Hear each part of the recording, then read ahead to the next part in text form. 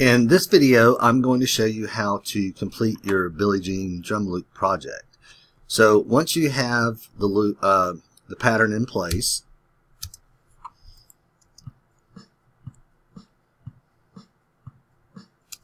okay. So what I'm going to do first is I'm going to turn my cycle bar off.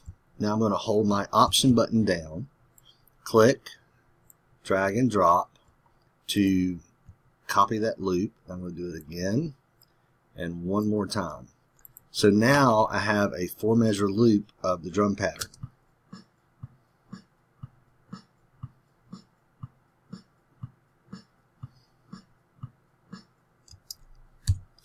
So the next step is to go to your drop down menu and click on Share.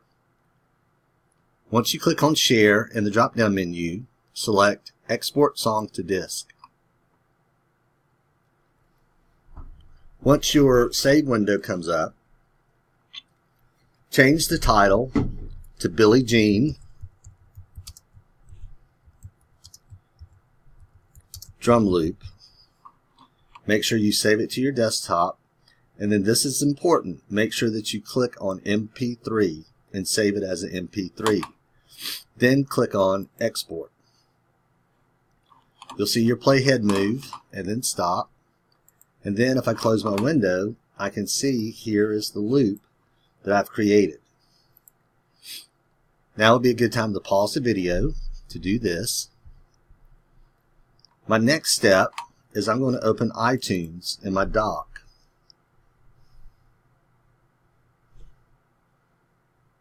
And it may take a minute for iTunes to open.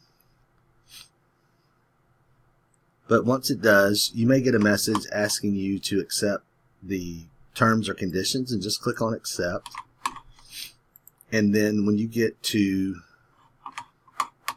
your podcast, or I'm sorry, to your library, what you're going to do is you're going to click on the loop and you're going to drag it into iTunes.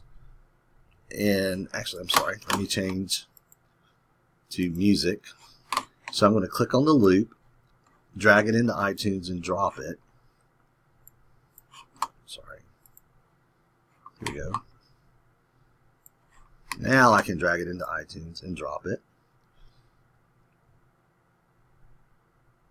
And I want to see, now it appears up here in iTunes.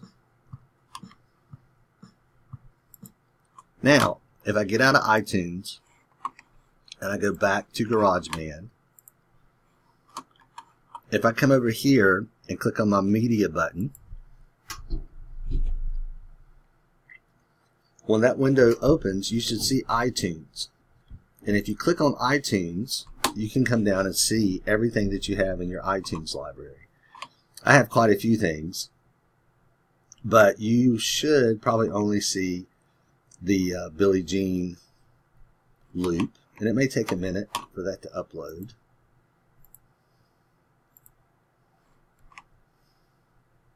So there it is, my Billie Jean loop. So now that it's in iTunes, I can click on this and drag it into my workspace and use it as a loop in any of my GarageBand projects. Now notice when you exported that loop, it put some extra section here on the loop. GarageBand does that because when it plays songs back to back, it wants to have a little bit of space in between the songs. So if I'm going to use this for a loop, all I'm going to do is click up here with my playhead. I'm going to press the Command key and then T, and then just delete that extra piece of it. So now if I mute the original track and play, now I have an audio loop of the Billie Jean. So now I can use this like a loop and copy and paste it in any of my GarageBand projects. So from here, the next step is to start creating an original drum loop, and that will be in the next video.